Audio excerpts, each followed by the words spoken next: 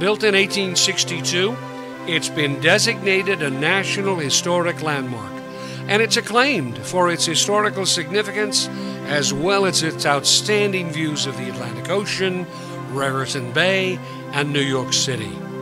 The Twin Lights is a landmark in the area and one that almost everybody sees as they cross the Captain Joseph Azzolino Bridge to Sandy Hook and then back again. And while the Twins are more than 150 years old, they really are youngsters compared to a distant ancestor which has made its home for more than 250 years on the now historic and decommissioned Fort Hancock, located near the tip of Sandy Hook. Built in 1764, almost 100 years before the famous Twin Lights of Navesink was built, the Sandy Hook Lighthouse is the oldest continually operating lighthouse in America. And if you haven't seen it, you need to see it. And during 2014, it celebrates its 250th year anniversary, and so it got a fresh coat of white paint to welcome visitors who are going to be celebrating the occasion. Sandy Hook, while looking a little like a peninsula, is technically called a spit, like a spit in a bucket. It was discovered by Henry Hudson in the 1600s, about 100 or so years before the lighthouse was built. And getting to Sandy Hook couldn't be easier. You just take the Garden State Parkway to exit 117. You jump on Route 36 headed towards Sandy Hook. It takes about 20 minutes from the Garden State Parkway. You'll cross the bridge over the Shrewsbury River, and there you are. This is a national park with more than 2,000 acres, about 7.5 miles of sandy beaches, 10 of them in fact, and of course the historic Sandy Hook Lighthouse is located in historic Fort Hancock, which was originally built about 1896. And next to the lighthouse is the Lightkeeper's House, which is also a museum and a gift shop. So today, here's a view of New York City from the top of the lighthouse. And here's a view of the lighthouse from the tip of Sandy Hook. Interestingly, when the lighthouse was first built, it was located only 500 feet from the tip of Sandy Hook. So this line indicates where the beach was located before Mother Nature and constant tidal changes put more land around the base. So that today, the lighthouse is about 1.5 miles from the tip of Sandy Hook, not 500 feet. We're standing right now where you saw that line and where the coast used to be. And look how close we are to the lighthouse. So while the workers are putting on some fresh touches of white paint on the old lighthouse, let's sneak up, take a look from the very top, and we've got a little more than 100 steps to climb.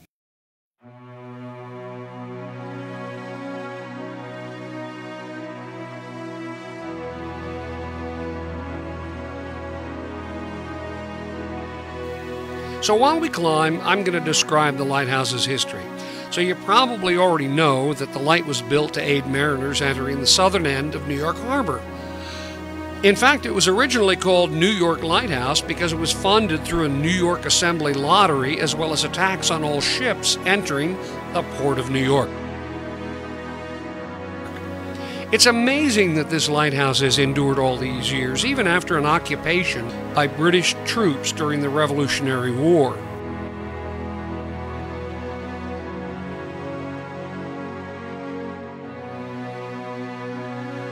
Incidentally, a curious bit of trivia while we're climbing, the Sandy Hook Lighthouse was filmed as a fictional backdrop for the final episode of the longest-running soap opera on television. Can you guess what it is? Guiding Light. So back to real history. About 12 years after the lighthouse was built, the British fleet arrived off Sandy Hook, and some sympathizers with the British cause, mainly from Monmouth County, and they were called Loyalists, fled to Sandy Hook through Highlands to help the British build fortifications which were held for the rest of the Revolutionary War. 2 years later, the celebrated Battle of Monmouth Courthouse between Sir Henry Clinton and General Washington took place, and pretty soon the British troops fled to Sandy Hook, where they waited for their fleet to take them to New York City.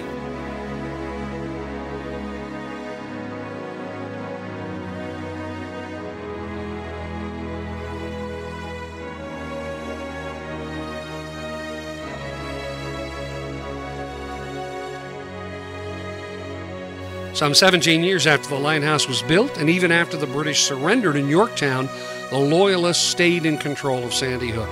Eventually, they sought refuge in New York City, which was still occupied by the British. And about a year later, Patriots and Captain Joshua Huddy was hanged in Highlands, which was right across the bay.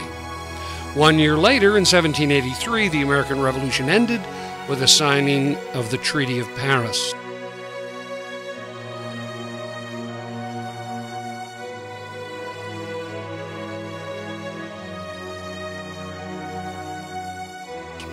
Okay, so here we are at the top of the lighthouse, and the view is spectacular. Look at this. Isn't this great?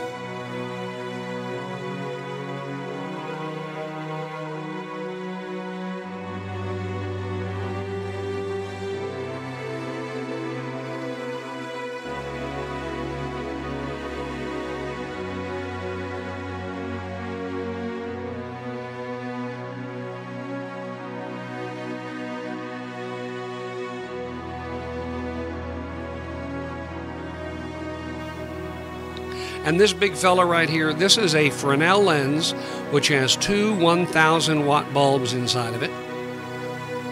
And see, these are up here. These are cameras. They're installing these for the 250th celebration. These are going to be webcams that look out over the ocean and look out over the bay, and you can dial them up on your computer. Isn't that cool?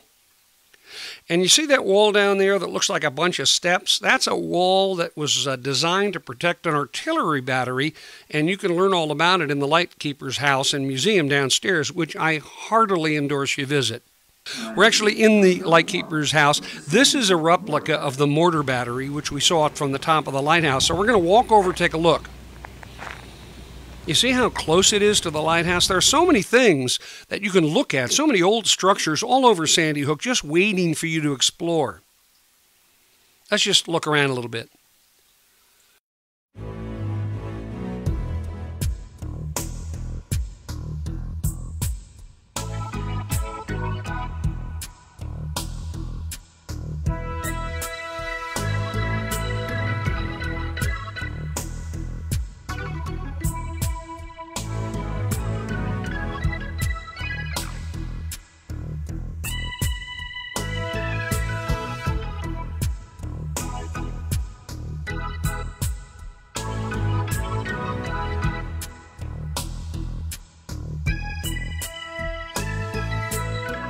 And you see these openings? Well, they're sniper windows. So if the enemy got close enough to the artillery battery and decided to climb the wall, the snipers would be ready to cut them down as soon as they jumped down. Pretty ingenious, right? Thankfully, they were never used.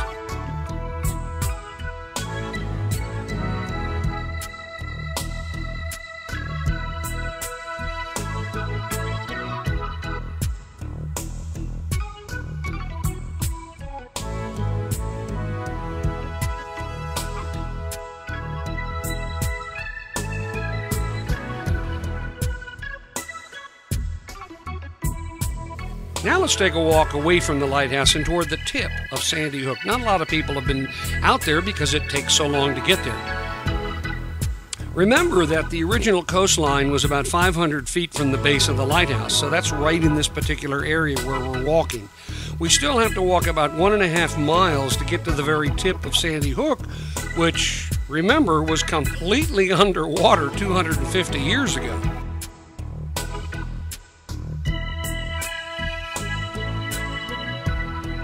Incidentally, while we're walking, I just want to explain that the Sandy Hook Lighthouse is part of the Sandy Hook unit of Gateway National Recreation Area, which is administered by the National Park Service. And it's open 7 days a week, and National Park Service park rangers offer free tours every half hour from 1 o'clock in the afternoon until about 4:30 in the afternoon. As we get closer to the tip of Sandy Hook, it starts feeling more like a desert, scrub bushes and all kinds of sand and stuff. So make sure you bring plenty of water and sunscreen and the appropriate shoes.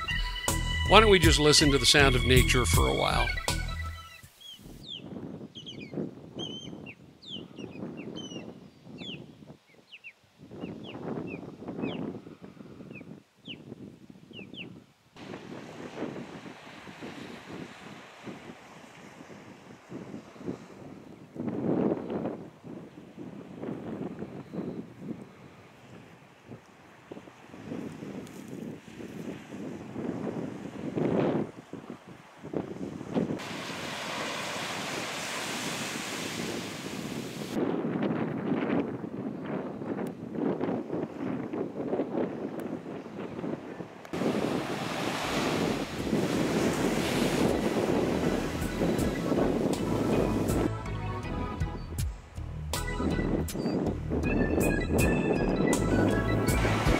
Well, that's an American oyster catcher with the colorful orange beak. Okay, here we are. This is the very tip of Sandy Hook stretching out into Raritan Bay. Man, oh man, what a beautiful sight. You've got to come out here and just hang out and look at it. You can fish, you can picnic, you can swim. If you got a boat, that's a nice way to get here. I do it very often.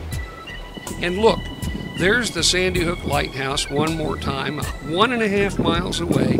And all of this, where we are standing, was underwater. My time sure does change things, doesn't it? Well, I hope we'll see you during the celebration on June 14th, 2014, from 11 a.m. to 4 p.m. Remember, that's June 14th from 11 a.m. to 4 p.m. There's lots to do and plenty to see.